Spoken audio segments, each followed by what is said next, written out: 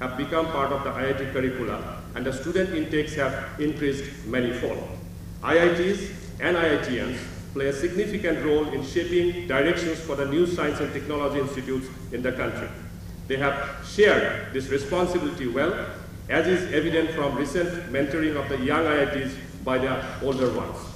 In the context of challenges with regard to economic development that our nation has set out to achieve, research and development initiatives become important. IITs have significant contributions to make to help achieve these targets.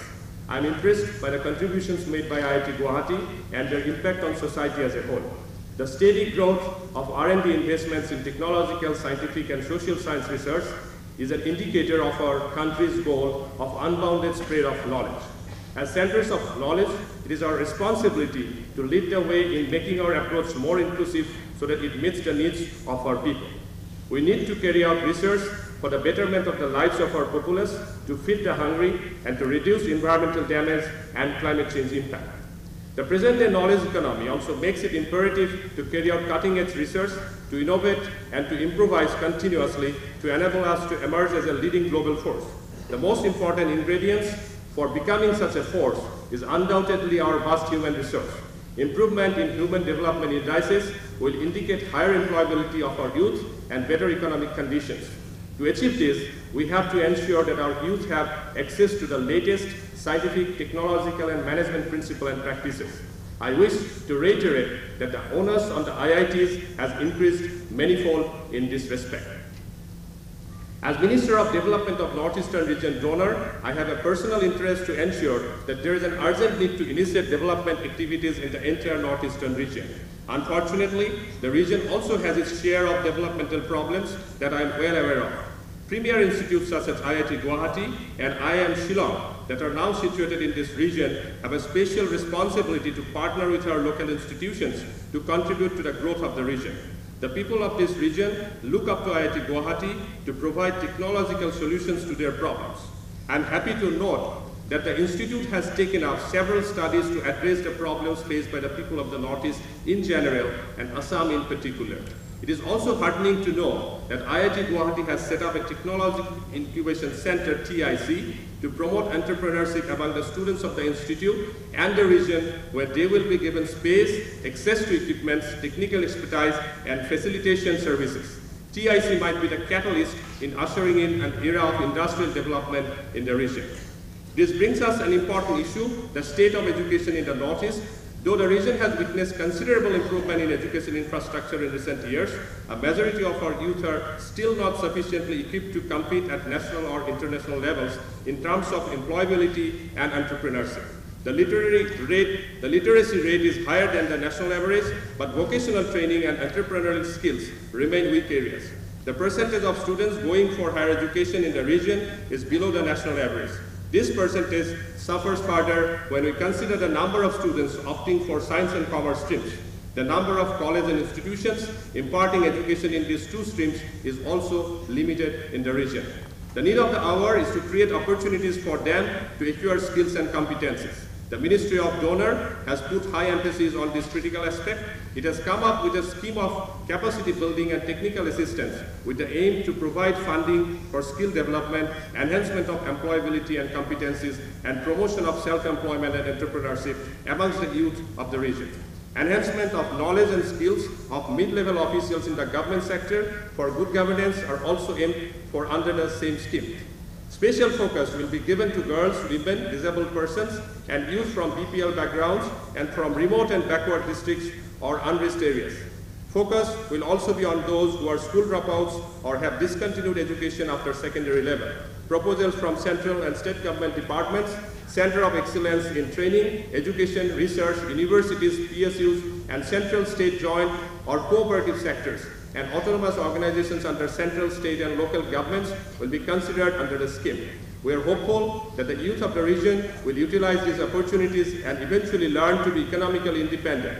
My ministry is looking forward to innovative and result-oriented programs from this prestigious institute to partner in the development process of the nation in general and this region in particular. My dear young degree recipients, my heartiest congratulations to you on your achievements. You have had the benefit of the best of education that this country can offer. I urge you to put it to from this prestigious institute to partner in the development process of the nation in general and this region in particular. My dear young degree recipients, my heartiest congratulations to you on your achievements. You have had the benefit of the best of education that this country can offer. I urge you to put it to the best use possible in the interest of yourself, the nation, and the mankind. I urge you to appreciate the importance of constant endeavor in the realization of one's full potential. There may be setbacks on your path, but keep your enthusiasm high. To quote Winston Churchill, success is the ability to go from one failure to another with no loss of enthusiasm. Jai Hind.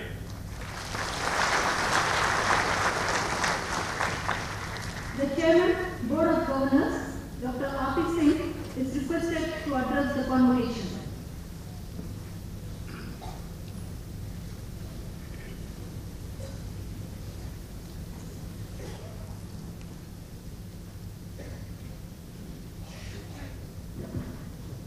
Good morning to all of you.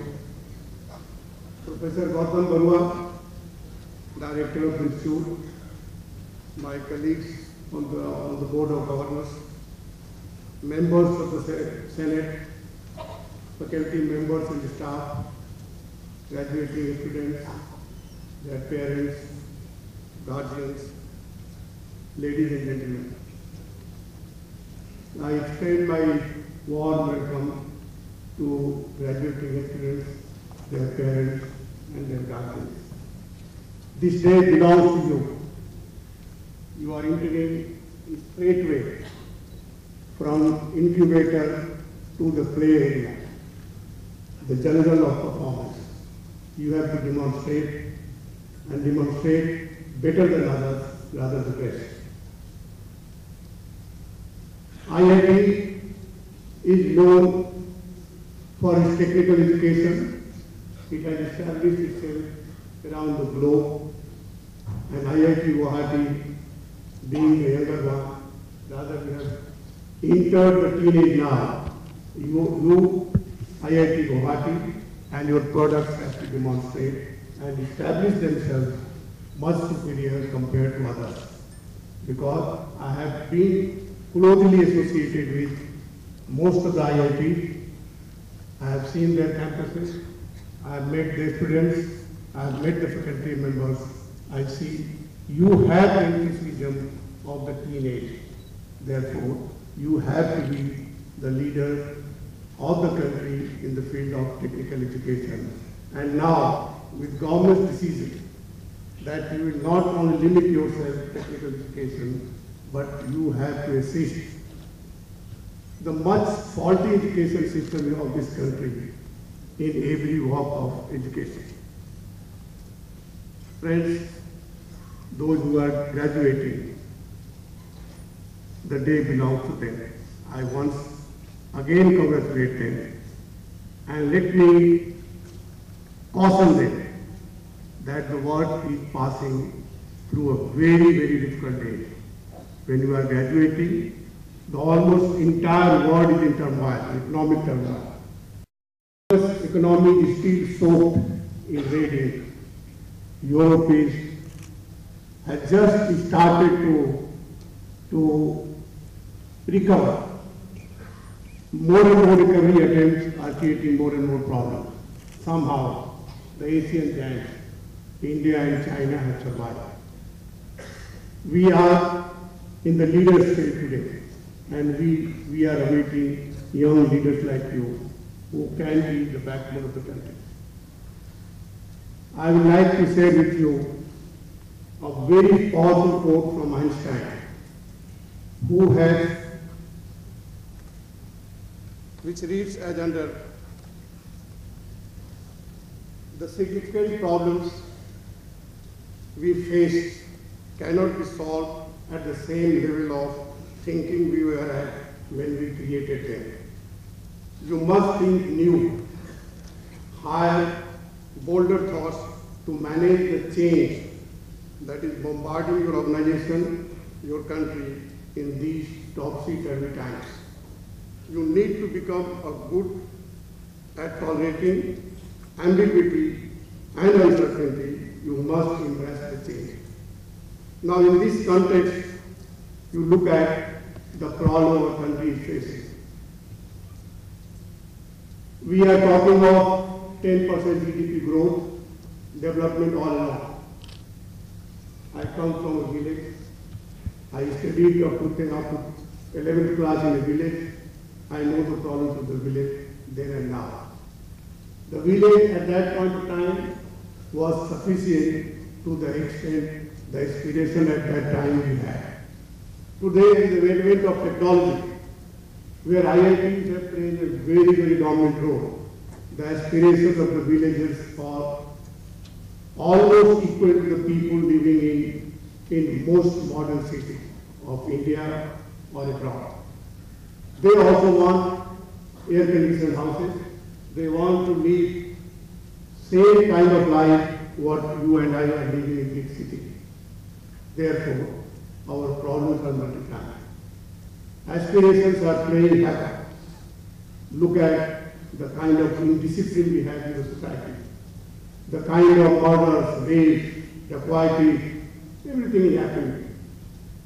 Corruption has become a way of life.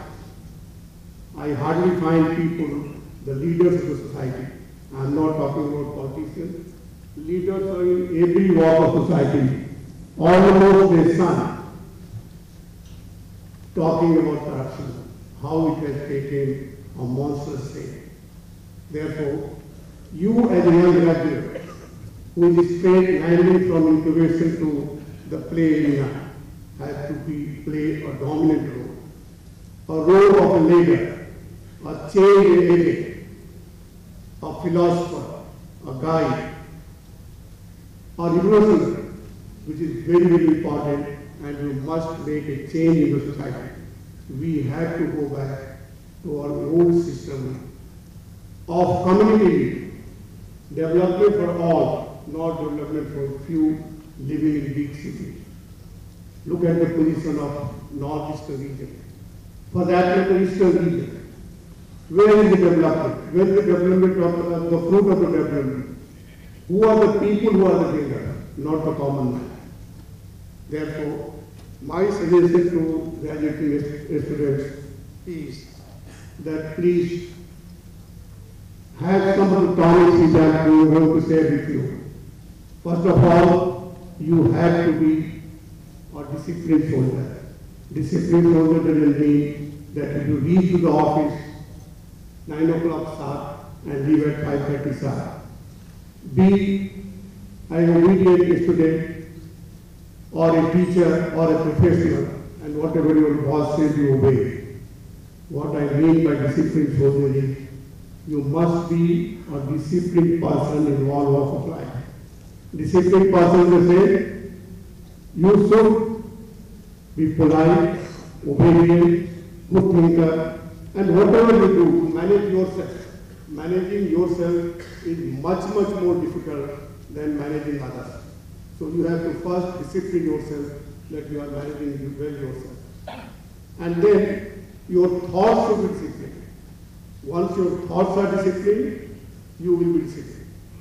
And above all, your act must be disciplined. In the same, you should bring a culture of discipline, which encompasses self-discipline, discipline of thoughts, and discipline of acts. Therefore, neither you need your monitors, your boss, nor you need cumbersome bureaucratic system of governance, nor you have too many processes to guide you, which is very, very important. And these are disciplined thought or disciplined person can only be one who can rely on three most important C's, rather four most competencies which Vedanta has talked about. Concentration, consistency, cooperation. I repeat, concentration, consistency, and cooperation. Concentration of your thoughts, your purpose. What is that you want to achieve in life? You should be focused. Not that today you are thinking that you will be a great professor. tomorrow you are thinking that you will be a great banker, and third day you are thinking that you will be a great technocrat.